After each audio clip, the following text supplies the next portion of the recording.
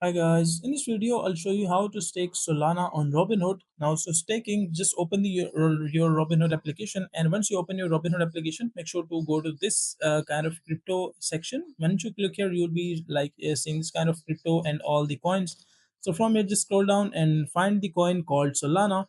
And once you select the coin called Solana, so you will be seeing this kind of interface. So from here, just make sure to scroll down, and at the end, you will be seeing an option called stake.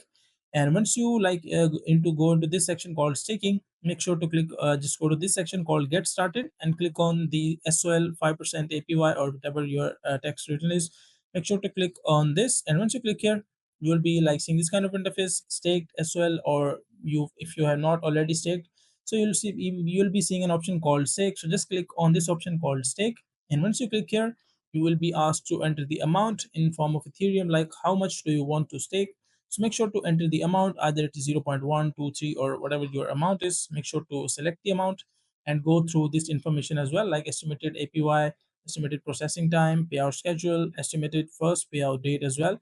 And once you have read all the information, you can just click on stake and you are done. So that is a simple and easy process of how you can do staking on Robinhood. Now make sure to like the video and subscribe to the channel if you find this video useful.